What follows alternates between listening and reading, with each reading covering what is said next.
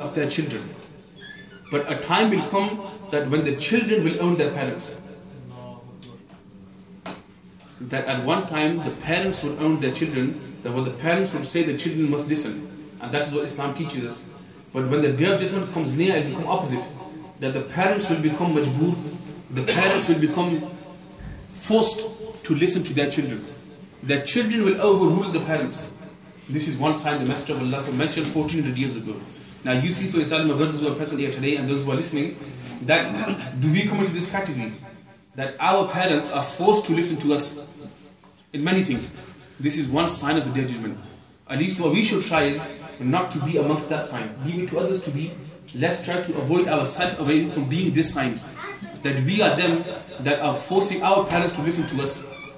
And the final point, which and they mention, that one other time will come that barefooted, naked and barefooted and destitute people, meaning them people who are destitute means severely poor people who will not even have shoes to wear. That's how poor they will be. They will compete with one another to build the tallest buildings. They will compete with one another to build the tallest buildings. From my understanding, I have taken two signs from this part of the narration. One part of this comes onto us people who are from the subcontinent, from India, Pakistan, Bangladesh, from these areas. I'm from there also. One of this comes onto us, that when our forefathers came to this country, they were the poorest of people. They came here with nothing. Farmers, hard workers, they came to this country. And now when we go back home, what do we see? One person building a 3-story building house, another building a 4, someone building a plaza, somebody building something else, competing with one another. That in the village, who's got the biggest house? Them same people 60, 70 years ago were farmers that did not even have shoes to wear. And they are competing with one another today. This is the sign the Messenger of Allah said, that those who are barefooted at one time, who are poor, who do not have nothing to feed themselves, they will compete later on with one another to build tall buildings. And the second sign from this is the current Saudi regime. In Saudi Arabia, the regime, that if you see that these people who are from the Saud family, the regime at the moment, I'm finishing on this point, that 200 years from today, what were these people? These are Bedouins. In the desert. People used to live in desert like gypsies, Bedouins. That's what they were. That's what they were, nothing else. And now what do they do? Look how the tall buildings are there. Those who have gone for Umrah or Hajj, they have seen that how they compete. And now the tower in Makkah, known as the Burj of the king of Malik, that his tower now is the tallest clock tower in the world. You look at it, it's that high, your hat falls off. Those who have been there will know that that's how tall it is. These same people 200 years ago were Bedouins.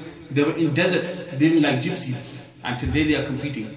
These are the signs of the Day of Judgment the Messenger of Allah mentioned 1400 years ago. And the narration finishes, this man left. The man left, and the Messenger of Allah said to Umar, Ya Umaru, Atadri man is-sa'il? Are you aware who this person was? Are you aware who this man was?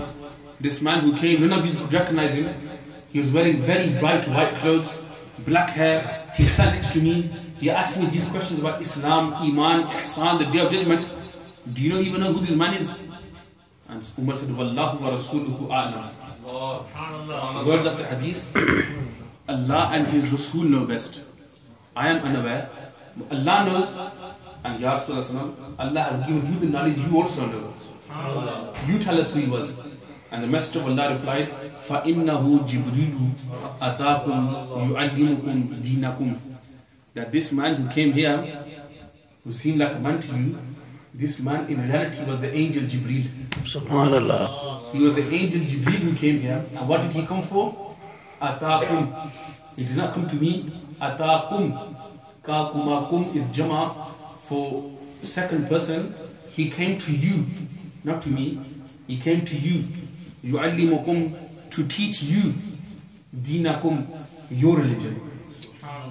He came talking to me, but he was teaching you your religion. So meaning every question here was referred to the Sahaba Ikram. So even this question about the Day of Judgment, where the Messenger of Allah knew reason why the Messenger of Allah remained silent was because that was not to be told to the Sahaba. That's why it was left to only their knowledge, to them. So we see now that this man who came and asked these questions, he was Jibreel. 2 points from here, finally. One, that this narration which I mentioned to you now from the Arba'in of Imam Nawawi, the second hadith is mentioned in the Sahih of Imam Muslim also, that this is, the ulama have written, is the core of our religion. Is the core of our religion to understand, to know and act upon it also. And the final point I want to mention, that Jibreel, what is Jibreel? He's an angel of Allah. Yeah? Do we all agree? Is Jibreel an angel of Allah? And not only an angel, he's the archangel, meaning he is the king of all angels. And angels are created from Nur. Everyone say once. Angels are created from Nur. Light. Yeah? 3 sources: light, fire, and mud and water. Mud and water, mankind are created from there.